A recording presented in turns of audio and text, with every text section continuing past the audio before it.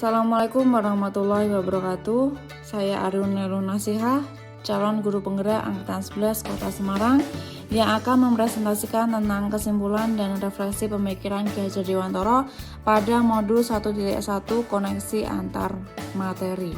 Saya akan mempresentasikan 3 poin penting. Yang pertama, sebelum penerapan modul 1.1. Yang kedua adalah pemikiran atau perilaku saya setelah mempelajari modul 1.1. Yang ketiga adalah hal yang dapat segera saya terapkan lebih baik agar kelas saya mencerminkan pemikiran Ki Hajar Dewantara. Sebelum saya memaparkan 3 poin tersebut, perlu saya sampaikan bahwasanya pendidikan dan pengajaran tidaklah sama. Pengajaran adalah bagian dari pendidikan. Pengajaran adalah proses pendidikan dalam memberi ilmu untuk kecakapan hidup anak secara lahir dan batin. Pendidikan pada hakikatnya adalah menuntun atau memberi tuntunan terhadap segala kekuatan, kodrat yang dimiliki anak agar ia mencari keselamatan dan kebahagiaan setinggi-tingginya, baik sebagai manusia maupun sebagai anggota masyarakat. Pendidikan menciptakan ruang bagi murid untuk bertumbuh secara utuh agar mampu memuliakan dirinya dan orang lain serta menjadi mandiri. Nah, kali ini pemaparan pada poin pertama yaitu hal yang saya percaya tentang murid dan pembelajaran di kelas sebelum saya mempelajari modul 1.1.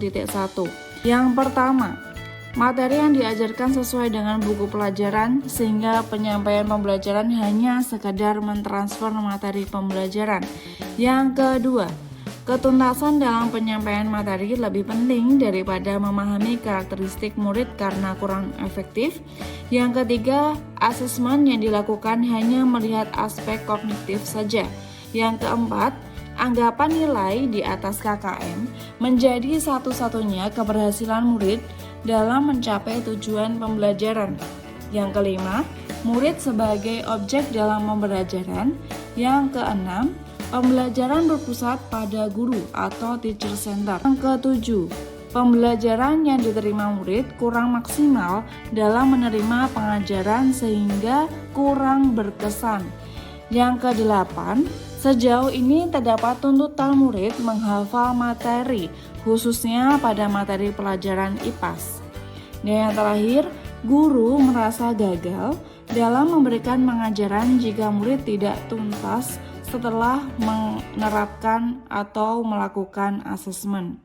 Hal yang berubah dari pemikiran atau perilaku saya setelah mempelajari modul 1.1 tentang pemikiran Ki Hajar Dewantara bahwa saya mempelajari hal-hal yang saya pikirkan dan lakukan terhadap murid selama ini tidak tepat. Setelah mempelajari modul 1.1, saya menyadari bahwa pembelajaran dilakukan secara menyeluruh dengan berbagai aspek. Yang pertama aspek budaya, yang kedua aspek kognitif, yang ketiga aspek afektif, yang keempat aspek psikomotor, yang kelima aspek spiritual, dan yang terakhir adalah aspek sosial. Selanjutnya, murid sebagai subjek pembelajaran, diantaranya adalah kebebasan berekspresi karena setiap siswa memiliki ekspresi masing-masing. Yang kedua adalah mengemukakan pendapat sesuai dengan pengamalan sila keempat. Yang terakhir adalah berkreasi sesuai dengan kreativitas dan inovasi anak-anak. Guru sebagai fasilitator pembelajaran. Guru ikhlas, penuh kesabaran dengan segala ketulusan hati dan juga harus mempelajari karakteristik murid, memberikan kesempatan murid untuk tumbuh sesuai dengan kodratnya.